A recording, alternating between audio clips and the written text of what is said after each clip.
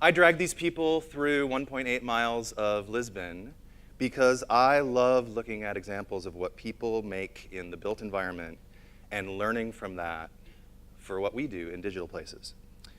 And so it follows then, perhaps, that I would also really enjoy learning from architects as well. And that's what I'm going to talk with you about today. So this is a picture of an architect that I love. Her name is Denise Scott Brown. She's an American like me. And she pointed out that there is a meta pattern among architects that is guru worship. And she says that this is particularly a problem with architects because of the enormous amount of ambiguity and seeming unmeasurableness that's inherent to architecture. And in an essay about the male domination of the building trades called Room at the Top, she talks about how architects use their gurus in precisely the same way that seafarers used figureheads on the prows of their ships in the olden times, as a way to navigate the unmeasurable by magic. My own attempts at figureheading have been a source of annoyance to Richard Saul Wurman, the inventor of the field of information architecture, as my research resulted in our spending more time together. Since there is no license that you can sit for, and no credential that's universally or even widely accepted as the correct one for information architects, I thought I could use him and his ideas to tell me what good meant in my field. And I realize now that this was me trying to affix him to the prow of my ship and simply do what he does, and point myself at what he points at. And he has zero interest in serving in this capacity for me. But as it turns out, Mr. Wurman himself had and relied on a guru during his formative years. This is a picture of 28-year-old Ricky Wurman at graduation in North Carolina, where his architecture students were getting their degrees, and where he had arranged for his mentor, the great architect Lou Kahn, to receive an honorary doctorate degree. He told me that after Kahn died in 1974, he no longer had anybody to tell his successes and failures to, and that from then on, he lost the invaluable resource of being able to ask Lou if something was good, and that Lou would tell him the truth in reply. So he shut down his architectural practice, moved to California, and began a new phase of his life and work where the question of what good means would be asked and answered exclusively on the basis of his own ability to understand something. From the TED conference, which he invented, to his access guides and across hundreds of printed artifacts and books and posters and websites, the publisher and audience used the same return address. Continuing to this day, the standard for what good means to Richard Saul Wurman is Richard Saul Wurman.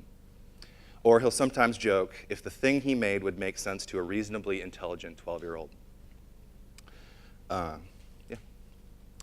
So I have to say it was a little bit disheartening and demoralizing to have dug in and done a lot of research into understanding Richard Saul Wurman with an eye toward stealing from the best, if you will, only to find that beyond a doubt, Wurman's way of determining what good means in information architecture is completely and entirely subjective.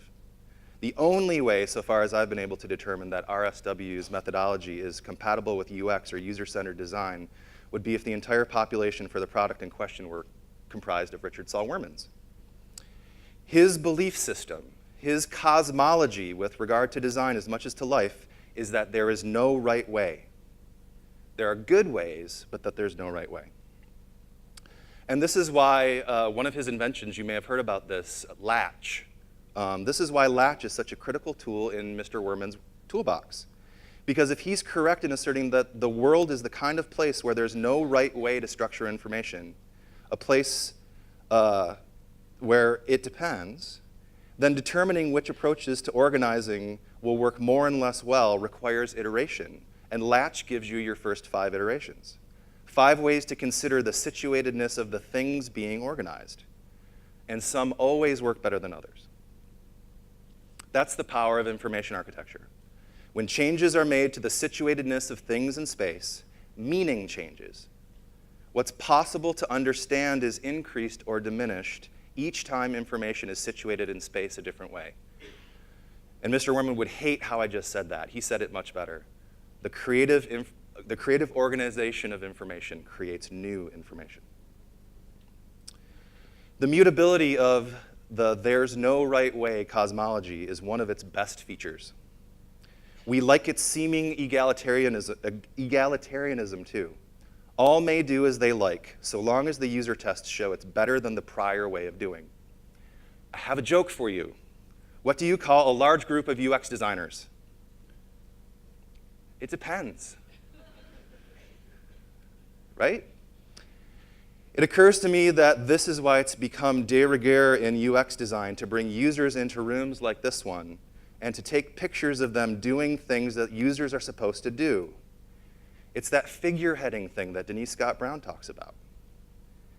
In the name of user-centricity, we affix aspirational representations of people who are not us to the front of our process to somehow better guide us through the unmeasurables and ambiguities of our projects, to make a thing that belongs in a funny way to someone called the product owner, and yet even that person is forbidden from weighing in on what's good and bad about the thing on the basis of who they are and how they feel.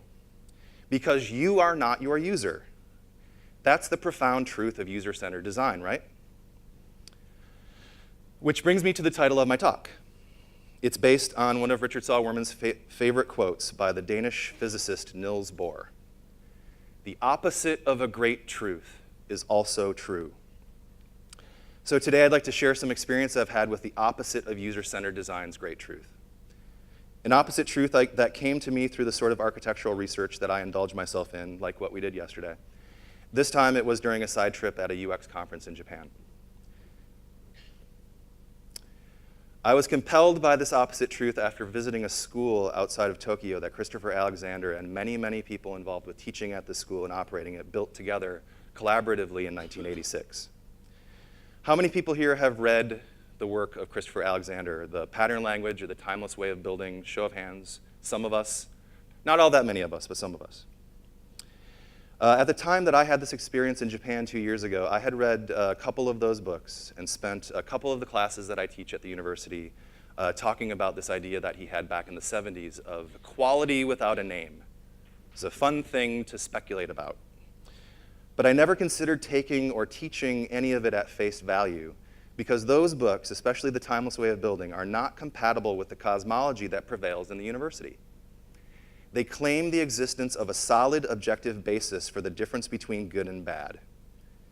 And my focus as an information architect and as somebody who is involved in the university is on a world of it depends. But after contending with 80 hectares worth of places and spaces made on the basis of this theory in Japan at the school, I became convinced that if it's true that we live in a world of it depends, this guy seems to know what it depends on. I spoke with the vice principal of the school, and she told me that students today sometimes are upset when their parents choose to send them here. It was built in the 80s, and there are newer schools in modern settings that they would prefer to attend. But once they come here, she said, they continue to come back long after they graduate. They tell her that it doesn't feel the same out there as it does in here, and they need to come back to feel more of it. She told me that there are students who arrive at the school with behavior issues, and that these problems are resolved through spending time on the campus, not through educational interventions.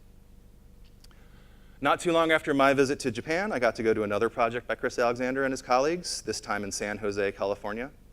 This was built just after that school in Japan in 1988 as a shelter for the homeless mentally ill. And that's how it is still being used today. I made an appointment to speak with the executive director at this place, the Julian Street Inn, and as was the case in Japan, she attested to a real phenomenon here where people who are disordered experience a reordering of themselves through spending time in these spaces and places. That there's a phenomenon in and about space here that's real and significant, a phenomenon that bolsters our humanity and makes us more whole when we're in some, but definitely not all kinds of human environments. Alexander's explanation for the phenomena of well-being in a place like the Julian Street Inn, or how it came to be that the people who've lived on this street in Lisbon have continuously made good choices about how to build and repair and improve and beautify their environment over hundreds of years, using thousands of different hands and hearts and minds in the process. Christopher Alexander says this is proof of the existence of a timeless way of building that we all know. A solid objective basis for the difference between good and bad. That's based on a pervasive order in space that all of us can access intuitively and instinctively, not through expertise, through the self. This is the opposite of what user experience designers are supposed to be talking about, I realize. He says that the fact is that this seeming chaos which is inside of us, this rich, rolling, swelling, dying, lilting, singing, laughing, shouting, crying, sleeping order, is order. If we will only let this order guide our acts of building, the buildings we make, the towns we help to make, and in my view, the digital products and services that we make for people, those can be beautiful places. It can be the meadows of the human heart in his poetry. That's the argument he made in 1977 in a book called The Timeless Way of Building. And his full explanation for how this order of self and space seems to work was articulated in varying states of completeness as Xeroxes for many years, ultimately coming out as a self-published 4-volume magnum opus in 2004 called The Nature of Order. Computer scientists loved his early work, the pattern language in particular, and they tolerate the poetic imagery of the timeless way. But I don't know many, hardly any, who have dealt with or who honestly could abide the nature of order, because it requires the ability to entertain, if not agree with, an alternate cosmology to the cosmology of it depends. A cosmology where the maker's self and the maker's feelings are the source for decision-making in design and construction. Alexander's cosmology posits that we live in the kind of a world, that this is the kind of place where order is no different in ourselves than in anything else. And because space itself is made of what ourselves are made of, we have the ability, each one of us, to use our own selves to guide our decisions as makers in configuring space to be more beautiful, whole, and alive. When we work on the basis of ourself, Alexander argues, what we're doing really is just helping things find the arrangements and configurations that space/self already wants. And he says, because this phenomenon of the self is so deep, so fundamental, and so readily available to us, plans and drawings, the things that people pay me to make, are unnecessary. He says, this power we have is so firmly rooted and coherent in every one of us.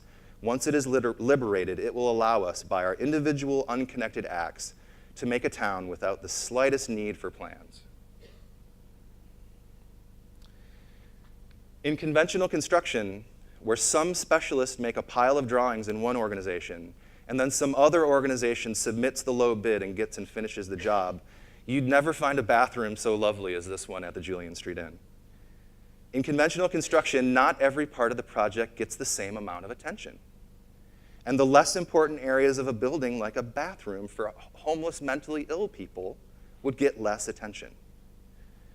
Alexander and the team who made this bathroom faced and answered each decision about how to situate their materials in space the same way they'd go about making the front entry to the street of this building, by asking which of the possible next steps in construction would result in more of their own deepest self manifesting in the work.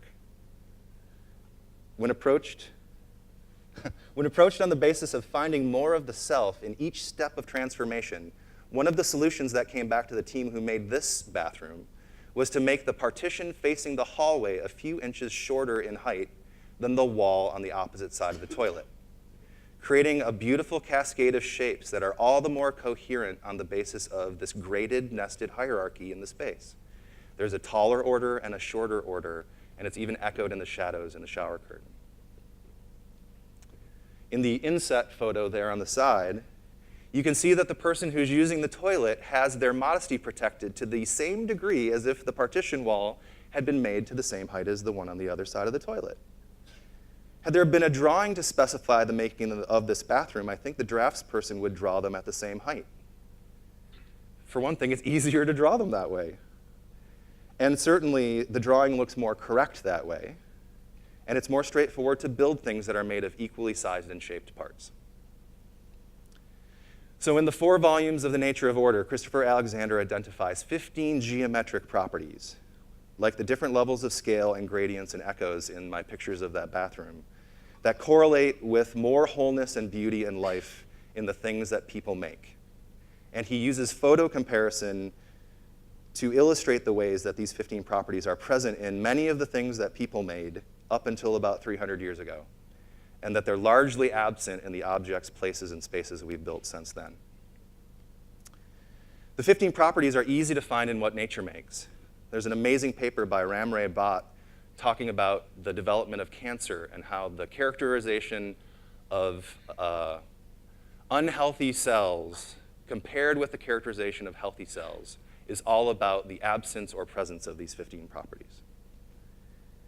Alexander's contention is that these 15 properties are essentially the different ways that space can be glued together to become whole, and that the works of people are the most profound when they are characterized by an ever denser layering and interdependence of these geometric properties. This cosmology causes one to have to reassess what we mean when we talk about the works of people that are profound, because the kinds of objects and places that have this deep structure are very frequently some of the most ordinary. The goodness of this modest group of buildings near where I live in Hudsonville, Michigan, is connected to their ordinariness. And the methods for making these kinds of structures are available to anybody and accessible to everybody. Seldom do the kinds of places and spaces we work on get valued on the basis of how accessible and sustainable the methods of their realization turned out to be. Some of you might be familiar with what's being discussed in this tweet on the screen. It's an interactive journalism experience from the New York Times called Snowfall. Who has seen this interactive story on the New York Times? Some of us. Fewer than I had imagined, actually. When this came out a few years ago, the sense was, finally, at last, here is something utterly digital that is really good. In fact, it was insanely great in the parlance of Steve Jobs. People in the news business soon began using Snowfall as a verb, commanding their minions to come up with user experiences that would measure up to this. And they'd say, let's snowfall this story. And in an internal report on the future of digital journalism conducted by some of the same people at the New York Times who made Snowfall, they cited it as an example of why there was and is a pretty dim future for digital publishing at the scale of the New York Times. So to do a story like Snowfall, they had to divert resources away from other parts of the digital ecosystem. They had to break the governance and content management rules that apply to ordinary stories in order to achieve these extraordinary heights of greatness. And in the end, the creators of Snowfall predicted that a sustainable, ordinary way of doing their jobs was made even less likely in an environment where editors selectively choose to hit this story but not the next one with the Snowfall stick. So the reason I think it's worthwhile for us to consider Alexander's opposite truth, the one where what good means is ordinary places made with extraordinary care, in which I can see my own deep self, is that the ordinary digital places of today's world, built on the basis of the prevailing it depends cosmology, seem particularly heinously bad for us, for people. These are some of the guidelines that have been released for what Facebook thinks is permissible in places that are supposed to be where people are. How did it come to pass that the most ordinary digital places like Facebook or YouTube, inhabited by the greatest numbers of humans, engaged in the most acts of content creation and interpersonal connection in the history of mankind, are also the worst places for people? This is a story that came out a couple of days ago, and the reporter's talking about one of the founders of Twitter and his regrets for how it has ruined many things in the world. The reporter said, "After fame and fortune come regrets. Mr. Williams is trying to fix some things. So, in different ways, are Google and Facebook and even Twitter. This is a moment for patches and promises." Patches and promises is all they're able to give us because their business model is predicated on there being no right way and on you not being your user. So I'd like to challenge each of you to try this out.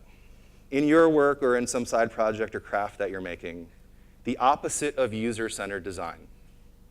Bruno-centered design, or Brenda-centered design, or anyone-centered design. You. With each decision you make about how to situate stuff in space, can you see more you in the thing if you do it that way, as opposed to some other way? We have this expression in English about how when we're ashamed, we say we couldn't face ourselves in the mirror. Alexander's opposite truth says that there's a mirror of self in everything that we make. And now seems like a good time for digital designers to find a way to face the mirror of our own deepest self in the experiences that we make for people, in the choices we make about which things to put together and about how to put things together. I think this could be the only design process that can scale up to and include all 7 billion of us. Very few of us have money. All of us have self. So I think this is worth trying. And I'm pretty sure this is the opposite of what most of us, including me, will be doing in our office next Monday. So thank you for listening.